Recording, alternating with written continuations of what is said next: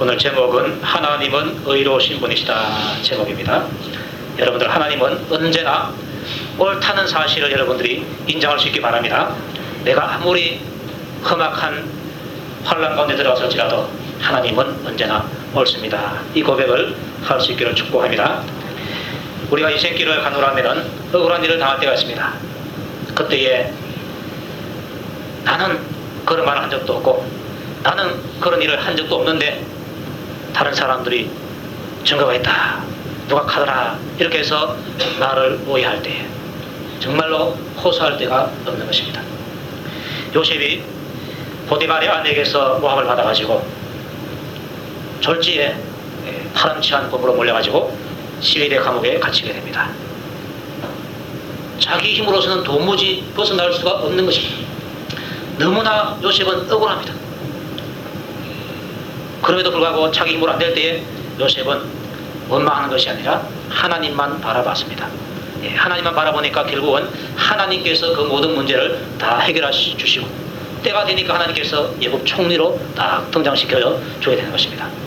여러분들이 하나님은 이런 분이라는 사실을 알고서 하나님은 언제나 옳은 편이시다, 옳다라는 것을 인정할 수 있기를 바랍니다. 다윗도 지금 이 시편을 쓸 무렵에 참 억울한 일을 당했습니다. 베냐민 지파 굿이라는 사람이 그 왕에게 나가서 저 다윗이 앞으로 얻을 것이 무엇이겠습니까? 이 나라밖에 없습니다. 저 다윗을 아예 싹을 잘라야 됩니다, 이렇게 말하는 것입니다. 다윗은 왕을 배반한 적도 없고 배반할 마음도 없습니다. 왕을 죽이고 이 나라의 왕이 되겠다 이런 마음이 전혀 없는 것입니다. 그래도 불구하고 그렇게 오해를 해서 왕을 하게 될 때에 그는 하나님께 맡기게 되는 것입니다. 하나님께서 나를 좀 구해주세요. 많은 사람들이 나를 죽이려고 덤벼들고 있는데 하나님께서 나를 지켜주지 않으시면 나는 죽습니다, 이런 고백을 하게 됩니다. 그리고 그렇게 말할 수 있는 것이 바로 하나님은 언제나 옳은 사람의 편을 드신다, 이것을 알았기 때문에 그렇습니다. 그분이 바로 10절에 보니까 나의 방패라 그랬습니다. 나의 방패는 마음이 정직한 자를 구원하시는 하나님께 있도다 그랬습니다. 나를 막아주실 분이 누군가 바로 하나님밖에 없다는 것입니다. 여러분들이 억울한 일을 당했을 때에 여러분들을 막아줄 수 있는 분이 누군가, 어떤 사람이 막아주지는 못합니다. 하나님밖에 없는 줄로 믿으시고 그분을 의지하시기 바랍니다. 나의 방패라 그러는데 이 방패는 시편에 나와 있는 방패는 대체로 전후 좌우를 다 막아줄 수 있는 방패입니다. 전장에서 사용되는 방패는 한쪽밖에 막지 못합니다. 앞을 막는데 뒤는 막지 못합니다. 그런데 다윗이 나의 방패라고 했을 때는 그분은 나의 앞과 뒤, 좌우를 다 막아줄 수 있는 방패가 바로 그런 방패입니다. 그런 방패가 누구냐? 하나님밖에 없다는 것입니다. 사람은 내 한 부분을 막아줄 수 있어요. 그러나 뒷부분을 막아줄 수 없습니다. 하나님은 내 앞부분과 뒷부분, 전후 좌우를 다 막아줄 수 있는 방패이니까 여러분들 이왕이면 그 좋은 방패를 의지하시기 바랍니다. 굿이가 악한 말을 해도 하나님께서는 바르게 판단하신다. 굿이의 말에 대해서 사울은 바른 판단을 하지 못했습니다. 그래, 네 말이 맞다. 다윗 저놈 살려두면 앞으로 나를 죽이고 왕이 될 거야. 내가 죽으면 요나단이 왕이 돼야 되는데 다윗 저놈이 왕이 될 거야. 사울 왕은 굿이의 말을 들었습니다. 그러나 하나님은 굿이의 말을 듣는 것이 아니라 다윗의 그 기도를 들으시는 분이 겁니다. 그래서 하나님은 마음이 정직한 자를 구원하신다. 우선은 힘이 승리한 것처럼 보이지만은 마지막에 보니까 결국은 선이 승리를 하더라는 것입니다. 이것을 알고 하나님을 나의 방패로 삼았다는 것입니다. 자, 하나님이 이렇게 정직한 자를 구원하심에도 불구하고 사람들은 힘으로 이기려고 하고 힘으로 다윗을 몰아 죽이려고 합니다. 그때 다윗이 깨달은 것이 있습니다. 하나님이 매일 분노하시는구나, 그걸 알았습니다. 하나님은 의로우신 재판장이시며 매일 악인에게 대해서 분노하시는 하나님이시로다 그랬습니다. 왜 매일 분노하십니까? 불의가 계속적으로 하루에도 끊임없이 일어나고 있기 때문에 하나님께서 매일 분노하시는 그런 모습을 띠고 있다는 것입니다. 그때나 지금이나 보십시오. 우리가 지금 예배 드리니까 여기 이 세계만 있는 것 같아요. 교회 밖에 사람을 보십시오. 밤중에 여러 가지 죄악들이 이루어지고요. 낮에도 강판 일을 벌이게 되고요. 신문지상이나 또 인터넷이나 이런 곳에서 얼마나 많은 죄악들을 갖다가 소개를 하고 있습니까? 노도를 하고 있습니까? 그걸 보면요, 하나님의 눈으로는 훤히 다 보이시는데, 우리가 볼 수 있는 부분까지 다 보시는데 그 모든 것을 보시면요, 매일매일 분노하지 않을 수 없어요. 그분은 의로우신 분이기 때문에 불의를 보면은 막 분노가 튀어나오죠. 구약에 롯이라는 사람이 있는데, 구약을 보면요, 이 롯이 별로 인기가 없어요. 그런데 베드로를 통해서 롯을 보면요, 롯은 의로운 사람이다 그랬습니다. 뭘 보고 이렇다고 했는가 하니까, 그는 날마다 행해지는 소돔성 고모라성에서 행해지는 그러한 죄악을 보고서 자기의 의로운 심령이 상해 있다 그랬습니다. 그만한 믿음이 있었습니다. 그러니까 죄 짓는 사람을 보고서 그것이 안타까워서 자기 마음이 막 사는 그런 정도의 그 의로움, 그것이 롯에게 있었던 것입니다. 그런데 그런 심령 가지고서 그 시대를 살기가 그렇게 힘이 들었는가 봐요. 오늘날 우리 시대는 더 악하기 때문에 우리는 더 무엇보다 의로운 심령을 가지고 있어야 되는 것입니다. 하나님이 그런 분이십니다. 의로운 분은 불의를 보고서 분노하시는 것입니다.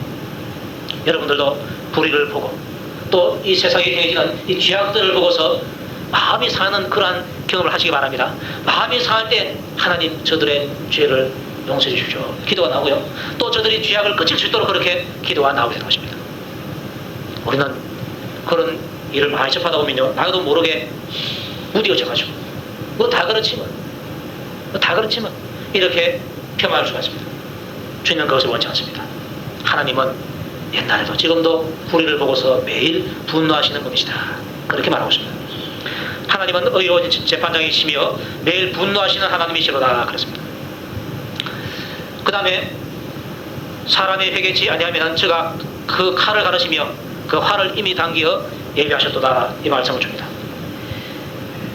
매일 분노하시는데, 그러나 그 분노의 최고에 달했을 때에 하나님께서는 이제는 심판을 하게 되는 것입니다.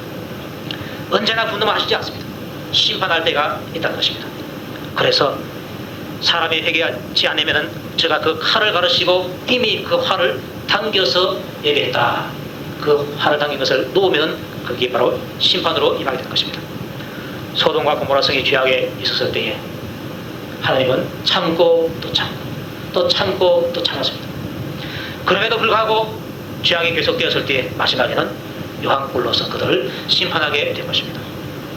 도하시대 때도 마찬가지고, 또 성경에 보니까 앞으로 마지막 날에도 마찬가지입니다. 예수님께서 재림하시던 날에 모든 사람을 다 심판을 해버린다. 네.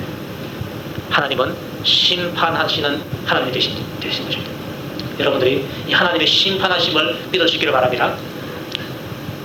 에녹이 모두셀라를 낳았는데, 모두셀라를 낳고 난 이후에 300년 동안 하나님과 동행하였더라 그랬습니다. 모두셀라를 낳기 전에는 그런 동행하는 삶을 살지 못했습니다. 그런데 모두셀라를 낳고 난 이후에 300년 동안 마지막 부분까지는 하나님과 동행하는 삶을 살아갔다는 것입니다. 과연 모두셀라를 낳았을 때 어떤 일이 있었길래 그렇게 됐는가? 모두셀라는 그 이름의 뜻이요, 에녹이 그냥 지은 것이 아닙니다. 영감을 받아서 지은 것인데, 그 뜻이 그가 죽으면 심판이 온다, 그거입니다. 모두셀라는 창을 던진다는 뜻인데, 그 부족 국가에서 보초를 쓰고 있는데 밖에서 보초를 쓰는 사람이 적군이 쳐들어온다, 그러면은 그 부족을 향해서 창을 높이 던집니다. 그게 신호죠. 그 창을 던지면은 적군이 쳐들어왔구나, 이제 심판이 왔구나, 이렇게 되는 것입니다. 모두셀라 바라볼 때에 이 아이가 죽으면 온다, 심판이 온다, 이 사실을 에녹이 깨달은 것입니다. 그런데 애를 낳았는데 애가 언제 죽을지 누가 어떻게 합니까? 애가 언제 죽을지 몰라요. 언제 죽을지 모르니까 혹시나 감기가 걸렸다, 혹시나 배탈이 난다, 그러면 혹시나 이 병 때문에 죽을까봐 심판에 대한 개념이 떠오르는 것입니다. 에녹은요, 하나님과 동행할 때에 이 아이가 죽으면 심판이 온다, 하나님의 심판에 대해서 늘 깨닫고 있습니다. 심판에 대해서 깨닫고 있으니까 죄를 멀리할 수 있고 하나님과 동행하는 삶을 살 수가 있었던 것입니다. 위험한 길을 갈 때에 아이를 데려가면 아이가 손을 잡습니다. 평탄한 길을 가면 아이가 지 맘대로 막 뛰어다닙니다. 언제나 심판이 있다, 그런데 그 심판이 언제 쓸지 모른다, 이러한 깨달음이 있으니까 에녹은 늘 하나님의 손을 붙들고 살아간 것입니다. 여러분도 그렇게 될 수 있기를 바랍니다. 주님께서 언제 오시는가, 언제 오실지 모르기 때문에 항상 깨어 있어서 준비하는 것입니다. 그게 바로 주님과 동행하는 삶이 되는 것입니다. 그런데 감사하게도요, 인류 사람 가운데서 누가 가장 오래 살았습니까? 무드셀라가 가장 오래 살았습니다. 하나님께서는 심판하시는데 심판을 자꾸 늦추고 싶어요. 왜? 우리를 사랑하시니까. 무드셀라가 죽자 뭐가 언제 하십니까? 노아 홍수가 그때 와서 심판하게 된 것입니다. 그가 죽으니까 심판이 오게 되었다는 것입니다. 그래서 하나님께서 우리를 보실 때도 마찬가지입니다. 우리가 죄악 가운데 있을 때요, 너가 내 아들이면서도, 너가 내 딸이면서도 아직까지도 그 죄악 가운데 있느냐, 거기서부터 좀 빠져나가라 하면서 여러 가지 신호를 주십니다. 그런데 그 신호를 듣지 못하고 끝까지 거기 버티고 있으면요, 하나님께서 빼내기 위해서라도 그에게 고난을 허락하시고 심판을 허락하게 되는 것입니다. 그때서야 깨닫고 뛰어나오는 것입니다. 그 전에 여러분들 뛰어나올 수 있기를 바랍니다. 그래야 고생을 덜 한다는 것입니다. 죽일 기계를 또한 예비하시며 그 만든 화살은 화전이로다 그렇습니다. 하나님께서 불화살을 만들어서 쏘아버리면 사람이 감당할 수가 없다. 어느 누가 피하겠는가? 왕도 피하지 못하고 장군도 피하지 못하고 달나라에 가서 숨을지라도 피하지 못하고 어느 별나라 깊숙한 곳에 숨을지라도 절대로 피하지 못한 것입니다. 그래서 하나님께서 심판하실 때 반드시 심판하시고 그것을 피할 자가 없다는 사실을 강조를 해주고 있는 것입니다. 다윗은 한 가지 알았습니다. 사울이 자기를 잡고 죽이려고 하고 그 죄를 점점 더 쌓을수록 하나님께서는 사울을 반드시 심판하신다. 이걸 알았습니다. 이걸 알고 하나님께 맡긴 것입니다. 하나님께서 우리에게 요구하시는 것은요, 다른 것이 아니라 회개인 것입니다. 회개하면은 끌어서 끝입니다. 니느웨가 얼마나 죄악이 많았습니까? 그런데 회개하니까 하나님께서 심판을 그냥 굳어버려요. 다윗도 우리아의 아내를 범하고 또 우리아를 죽이고 했을 때 얼마나 고통스러웠습니까? 회개하니까 하나님께서 그에게 그 모든 것을 다 제해버린 것을 보게 됩니다. 하나님께서 너의 죄를 사하셨다, 그렇게 말씀하시는 것입니다. 그분은 얼마나 좋은지 모릅니다. 죽일 기회를 예비하셔서 그 만든 살은 화전이로다, 그 불화살을 피할 사람이 없다는 것입니다. 그 다음에 악인이 죄악을 해산하며 잔해를 잉태하여 회개를 하도다 그러는데, 이 죄를 말할 때에 마치 여인이 악인을 잉태해서 해산하는 것처럼 그렇게 표현하고 있습니다. 그것은 죄가 우리에게 들어와가지고 어느 정도 머물러 있다가 거기에서 이제 자라가지고 죄를 짓게 된다, 이 말을 하고 있습니다. 때문에 우리는 죄를 짓기 전에, 죄를 나타내기 전에 내 마음에 이미 죄가 들어가 있다는 사실을 인식할 수 있습니다. 이걸 알고 이것을 예수의 이름으로 여러분들 몰아낼 수 있기를 바랍니다. 몰아내어야 내가 그 죄 가운데 빠지지 않는 것입니다. 가인에게 아벨을 죽이고 싶은 마음이 들어왔습니다. 왜냐? 하나님께서 아벨의 제사는 받아주시고 자기 제사는 안 받아주시니까. 그러면은 이 가인의 생각에는 하나님께서 왜 내 제사를 안 받아주셨을까? 왜 가인의 제사를 받아주셨을까? 가인한테 물어보는 것입니다. 가인아, 너 제사를 하나님께서 받으셨는데 네가 어떤 마음으로 들었냐? 어떻게 들었냐? 물어보고 배워가지고 자기도 그렇게 배우면 얼마나 좋겠습니까? 그런데 그렇게 하지 않고 아벨 놈을 내가 죽여야 되겠다, 이런 마음을 품었습니다. 하나님께서 그 마음을 아시고 가인에게 말씀합니다.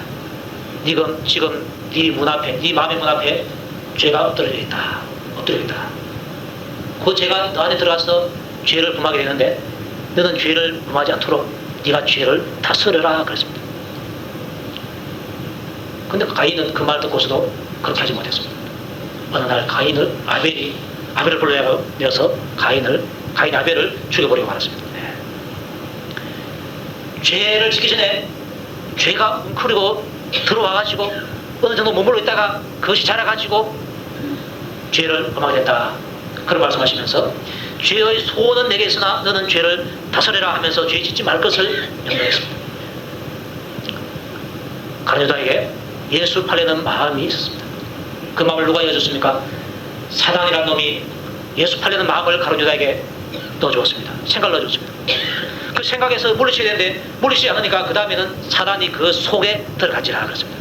미리 딱 생각을 주고 생각을 부리지 못하고 잡고 있으니까 그 속을 생각을 타가지고 사단에 들어갑니다. 들어가니까 이제는 가르주다가 예수를 팔기 위해서 움직이기 시작한 것입니다. 그래서 예수를 팔아고 그랬습니다. 가인의 죄와 가룟유다의 죄를 잘 봐보면은 죄를 지기까지는 어느 정도의 시간적인 여유가 있다. 마치 아기를 배워서 해산할 때의 여유가 있는 것처럼 중요한 것은 이 단계에서 내가 죄를 깨닫고 예수 이름으로 죄를 끊어내야 죄를 짓지 않는 것입니다. 여러분들이 그렇게 할 수 있는 안목이 이르시기 바랍니다. 그 안목이 있어야 내가 지금 죄 지을 마음이 지금 내가 있구나. 내 안에서 지금 죄를 짓게끔 하기 위해서 지금 막 활동하고 있구나. 이것이 막 느껴질 때에 우리는 주님께 기도할 수 있습니다. 오라, 나는 공고한 자로다. 누가 이 사망의 몸에서 나를 건져내라. 오로지 예수님 받겠구나 하면서 주의 이름을 부르고 주님의 손을 잡을 때에 그 죄를 내가 예수의 이름으로 이길 수가 있는 것입니다. 이렇게 해야 내가 살아요. 죄에게 지면 내가 죽고요. 죄와 싸워서 이겨야 내가 사는 줄로 믿습니다. 바울도 그런 경험을 했잖아요. 내 안에 선한 일을 하고 싶은 마음이 있어서 선을 하고자 하는데 나도 모르게 선을 하지 않고 자꾸 악한 길로 가는 것을 발견했습니다. 그 일이 계속되고 반복되니까 바울은 괴로웠습니다. 그래서 오라, 누가 이 사망의 몸에서 나를 건져내랴 그랬습니다. 자기 스스로 건져낼 수가 없습니다. 그런데 감사하게도 우리가 믿는 예수님이 건져내시라는 것입니다. 그래서 우리 구주 하나님을 찬송하려다 하면서 그분에게 기대는 모습을 보게 되는 것입니다. 여러분도 예수님께 기대하시기 바랍니다. 우리 성령님께 기대고 우리 하나님께 기대하시기를 축복합니다. 제가 웅덩이를 파 만들며 제가 만든 함정에 빠졌도다 그랬습니다. 악인들이 의인을 죽이기 위해서 웅덩이를 다 파가지고 만들어놨습니다. 그런데 그 함정에 누가 빠지는가 하니까 지가 빠지더라는 것입니다. 하만이 모르드게를 죽이려고 장대를 달았습니다. 장대를 씌워놓은 그날에 누가 그 장대에 달렸습니까? 하만 지가 달렸어요. 다니엘의 정적들이 다니엘을 죽이기 위해서 사자 물속에 다니엘을 집어넣는데 성공했습니다. 그런데 사자가 누굴 잡아먹으니까 다니엘을 안 잡고 그 다음날 다니엘을 죽이려고 했던 그 사람들을 몽땅 먹어버리고 말았습니다. 결국은 웅덩이를 팠는데 그 웅덩이에 자기가 빠지더라는 것입니다. 하나님은 이런 분이십니다. 누가 내가 선함에도 불구하고 나를 해치려고 할 때 여러분들 걱정하지 마시기 바랍니다. 하나님만 잘 의지하고 있으면 하나님께서 그렇게 처리를 해 주시게 될 것입니다. 또 반대로 다른 사람이 아무런 잘못 없는데 내가 그를 모함하면요, 거기에 내가 빠질 수 있다는 것을 여러분들이 아시기 바랍니다. 우리는 절대로 악한 길을 가지 말고 죄악의 길을 가지 말고 늘 하나님 앞에서 선한 길로 갈 수 있기를 바랍니다. 이 선한 길로 가야 내가 잘 되는 길이라고 합니다. 그 자네는 자기 머리로 돌아오고 그 포악은 자기 정수리에 내리려더라 그랬습니다. 자네에 그랬는데 잔악하게 남을 해롭게 하는 것이 바로 자네입니다. 그 자네가 자기 머리로 결국은 돌아오더라. 그 포악한 것이 자기의 정수리에 내리게 되더라 그랬습니다. 사울이 다윗을 죽이려고 했는데 결국은 전쟁하다가 자기가 죽어버리고 말았습니다. 전쟁터에서 비참한 죽음을 했는데 그것도 또 나중에 자기가 자기 칼을 대고서 죽어버리고 말았습니다. 결국은 그 자네가 자기에게로 돌아오더라. 이 모든 것을 볼 때에 다윗은 감사가 나오고 찬송이 나왔습니다. 그래서 이렇게 말합니다. 내가 여호와의 의를 따라 감사하며 지극히 높으신 여호와의 이름을 찬양하리로다 이런 말합니다. 여호와의 의를 따라 감사하며 그러는데 하나님은 의로우신 분이시다. 하나님의 의로우심에 대해서 하나님의 항상 옳으심에 대해서 감사가 나오더라는 것입니다. 내가 옳은 길을 가면요 하나님이 옳기 때문에 감사가 나옵니다. 반대로 내가 그런 길을 가면요 그 감사가 나오지 않습니다. 여러분들이 하나님께 감사를 잘하기 위해서라도 옳은 길을 가시기 바랍니다. 옳은 길을 가야 하나님께 대한 감사가 나오게 되는 것입니다. 의를 따라갔더니만 그 마음에 평안이 있고 의를 따라갔더니만 그에게 결국은 복이 돌아오게 되었습니다. 그런 과정은 때로는 고난이 있을 수가 있고 사망의 엄청난 골짜기가 있을 수가 있습니다. 그런데 지나고 보니까 그 모든 길이 푸른 초장으로 가는 길이고 쉴만한 물가로 가는 길이 되더라는 것입니다. 내가 여호와의 의를 따라 감사하며 지극히 높으신 여호와의 이름을 찬양하려다 그랬습니다. 하나님께 감사를 드린다. 감사하는 방법이 바로 찬양인데 찬양을 하게 되었다. 이렇게 말하고 있습니다. 살아갈 때에 하나님은 언제나 옳은 분이시다. 이 말을 듣고서 주님 맞습니다. 이 고백이 여러분의 마음에서부터 심령 깊숙이에서부터 나오는 고백이 될 수 있기를 축복합니다. 그 고백을 따라서 내가 살아가고 그분을 의지하게 되면 그분이 나의 방패가 되어주시고 모든 어려움에서 모든 오해와 모든 고난에서 우리를 건져주게 되는 것입니다. 그때에 여호와의 이름을 찬송할 수가 있는 자리에 이럴 수가 있는 것입니다. 여러분들에게 이런 복이 임하기를 주의 이름으로 다시 한 번 더 축복을 드립니다. 기도드리겠습니다. 하나님께 영광 돌립니다.